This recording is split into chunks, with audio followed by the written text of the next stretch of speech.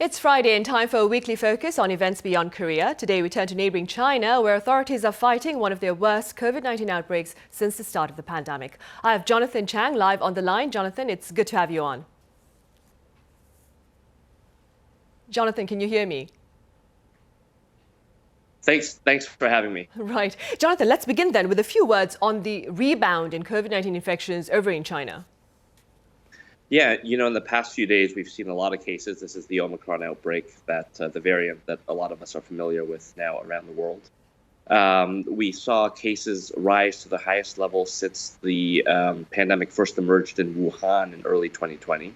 In the past few days, we've seen cases come down a little bit, but there was another rebound again today. So we're still at, up around the levels where we, levels we haven't seen in the past 2 years. Let's put it that way. Right. Jonathan, China's zero COVID strategy appears to be having severe economic repercussions that are looking to perhaps further aggravate the frail state of the global economy. What more can you tell us? Yeah, China earlier this month said that it would set its GDP target for this year at 5.5%, which is actually quite high as far as most economists are concerned. So they set quite an ambitious target, but then within days, we started to see not only Shenzhen, which is the city that sits next to Hong Kong, but also Shanghai, both go into various forms of lockdown. You also have, Jilin province up on the border with North Korea also implement a province-wide lockdown. So it's raised a lot of questions about whether or not this is going to bring down GDP this year. A lot of economists have already started to lower their forecast. Many of them do not believe that China can hit 5.5% this year. But of course, it's only March, so we still have a long time to go. Right. And moving beyond the outbreak there right now, Jonathan, there are pundits who claim that China is seeking to deflect the COVID origin blame by crafting, so to speak, its own narrative, which largely finds fault with the US. Do you care to elaborate? Yeah, this isn't brand new. They've been saying this for about 2 years now. They've suggested that possibly COVID didn't start in China. It may have started somewhere else. It may have been started in a U.S. military lab. They've suggested. They don't have a lot of evidence to support that, but that's a claim that's been made. They've also talked about COVID coming into China on packages, on boxes, on imported seafood, on things like this. And the WHO has not ruled it out entirely. Most scientists are quite skeptical that this is possible. We haven't seen outbreaks in other countries spread this way. But, I think what China's trying to suggest is that we still don't know definitively where COVID came from. And that's true. I don't think that any scientist can say with 100% certainty that they know where it came from. And I think this has helped China sort of suggest that responsibility may not just, it may not be a China thing. It may be, who knows where it came from. Right. And moving forward, Jonathan, what has been the response in China to the result of Korea's 20th presidential election?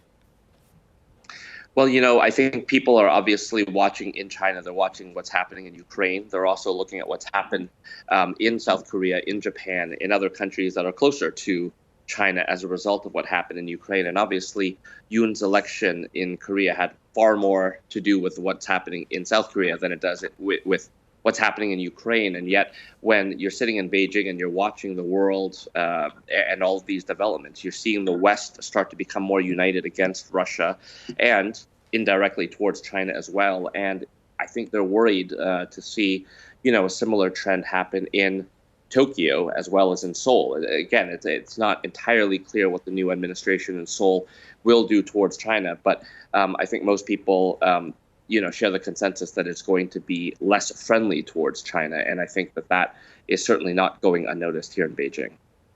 You mentioned Ukraine, Jonathan. In fact, staying with that, then how are stories of suffering in Ukraine amid Russia's hostile campaign being covered over there in China? Well, it's been a little bit mixed because I think, as we all know, China and Russia are they're neighbors, and they have had close ties for many years.